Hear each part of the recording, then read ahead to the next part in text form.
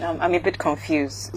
Help me understand this conspiracy. Listen to me very carefully. Like I said it earlier, there is an interest amongst elements within the world powers to turn this country into a theater of war. I mean, I've said it earlier that there's I want to know on what basis do you say this? Simply because, well, why do people? What happened in the First World War? Why were some people interested in creating chaos and causing a First World War? Because they wanted, how come there was a Second World War? What happened? What led to it? What really happened? How come there was a Cold War? Every war, there's a story behind it. And, there are foreign powers, interest groups, economic groups, interest groups, foreign powers that are interested in taking you down, carving up your country, turning your people into nothing, and taking your resources. Why was there a war in Iraq? Why did Gaddafi have to go in Libya? I mean, why do people have this desire to go and get Libyan oil? You take Gaddafi out, scatter the whole country, create chaos there, take all their oil and their resources, their mineral resources. Why do people do that? Ask the devil. Ask the people that allow themselves to be there. Why do they go into Iraq and do the sort of things they did? Oh, weapons of mass destruction in Iraq. We've seen it. Colin Powell, all of them, George W. Bush. Oh, yes, let's go in there and let's go and do something about it. You get there, they tear the country apart. Hundreds of thousands of people are bombed and killed. You get there are no weapons of mass destruction, and you've changed the leadership, you've carved the country up in its chaos. Afghanistan, what happened there? It's the same thing over and over again. Syria is a worst case. Absolutely horrendous. I followed that closely. I wrote about it over and over again in those years. Had it not been for Russia, Assad would have gone, the country would have, and what was happening? An Islamist rebellion. ISIS was the one leading the charge against a secular government. A secular government that was protecting the interests of Muslims, moderate Muslims, Christians, and Shia Muslims. And you wanted to take them out. And their soldiers were carving out the hearts of people and eating them in front of the TV cameras. Now, why do people do this? What is it? I don't know. Ask them. Ask the devil. All I know is it's nothing but evil. And I'm telling you, that evil eye has been focused on Nigeria for some time now. If you think that the whole situation we're facing and we've been facing over the last number of years, since 2007 when Obasanjo left, in terms of Islamist rebellion, and if you think it's just a Nigerian problem or that it's just something that we did ourselves or we're doing to ourselves, you are completely wrong. There's a much bigger picture to this.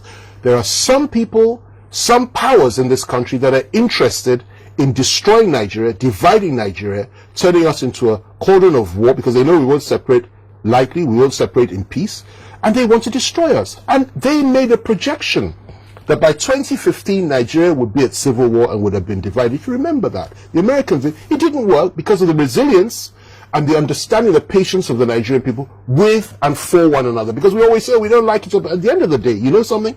You watch the Nigerian team playing football, and you will see against a foreign country, you'll see how everybody comes together and says, listen, Nigeria first, we want the Nigerian team to win.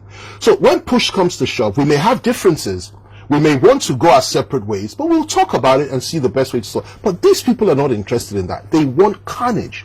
They want our blood to flow. They want our flesh to be hacked. They want it to be destroyed. They want our hearts eaten. They want our wives and our children to be raped and murdered. They want carnage. They want chaos. And then they want to establish a new order. Most importantly, they're interested in our oil. They're interested in having another pool of slaves for them. They're interested in chaos and carnage and destruction, and to destroy what would have been and what is the most beautiful lady on the African continent, a great country, a great power that it once was, that held so much promise for the black man throughout the country. Now, why would they want that? I don't know. Ask Satan and ask them. It's their agenda, not ours. But God still rules in the affairs of men. And when I say this, I'm talking about the deep state. I'm not talking about an individual or president. I was a great supporter of Trump because I know that Trump was against this agenda. Trump pulled back foreign American forces from every single, he was not interested in this, which is one of the reasons they had to get him out at all costs. A lot of Nigerians don't appreciate or understand this, but those of us that know what's going on in this nation understand it very, very well. Now, the situation we're in now is that the very people that said that effectively supported the Islamist agenda and the terrorists to take over Libya, to take over Syria, to attack Iraq, and also to bring in a new order in Nigeria, which had its baggage, are the people that are back in power in America today. That's the reality. Biden was the vice president to Obama. And Obama, in my view, committed atrocities. Oh, average Nigerian. Why would you say Obama has anything to do with this? We love Obama. They don't understand, and you can't blame them. So if you want to talk about the involvement of foreign powers, talk about Britain, talk about America, talk about France, talk about the conflict between France and America on the African continent, talk about the inclusion and incursions of China. It's a very complex plot. And then the fact that the Russians are not here in full force, which in my view is a very sad testimony, because they ought to be. If they were, perhaps would have a little bit more sanity, because they have proved to be reliable allies. Now, a lot of people will like this, but that's the truth, okay?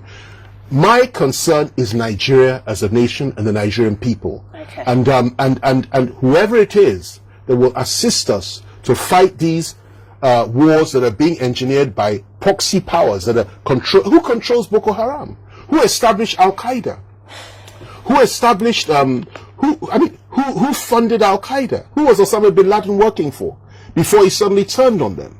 We have a new world order that's coming up. These people revel in carnage, and Nigeria has been targeted, and our country is being hit on all sides. And let me also tell you this: the honest truth is, I believe there are very few Nigerian leaders that are sensitive to this. They don't even understand it themselves. So I'm talking about some of the most ones right to the top. They can't comprehend it. You understand me? If they could, they would do things very differently. You understand? But they can't. It takes insight, understanding, wisdom, a lot of knowledge, and a lot of courage to say some of these things that I'm saying.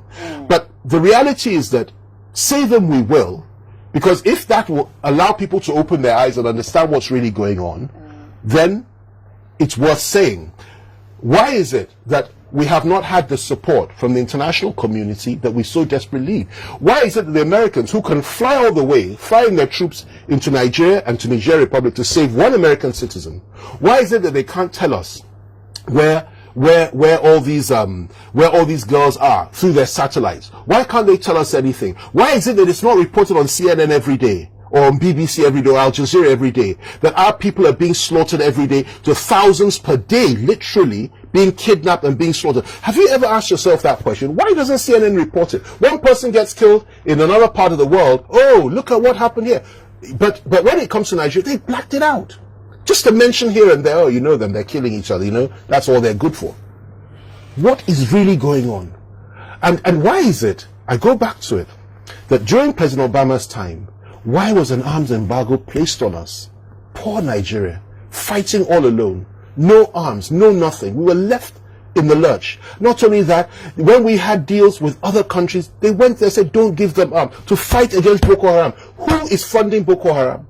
Who is behind Boko Haram? Who is using Boko Haram? Who is using Al-Shabaab in East Africa? Who was behind ISIS? Who was behind Al Qaeda?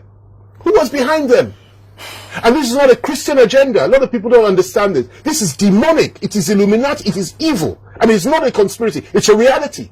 You understand me? They don't represent any Christian. They don't represent any Muslim. They represent only themselves. You understand? And the only way to fight them is through prayer, understanding, wisdom, and knowledge, and the impartation of knowledge to our people, that this is what is going on. Our enemies are not our own brothers and sisters, whether Christian or Muslim or Northerner, they are, or Southerner. Our enemies are outside these shores that see us as a space that needs to be filled with blood and destruction and carnage, and they relish in it. And they feed on that blood, and they'll come and take our resources, take everything that's ours, and tear us apart, and we have nowhere to go. May God never allow them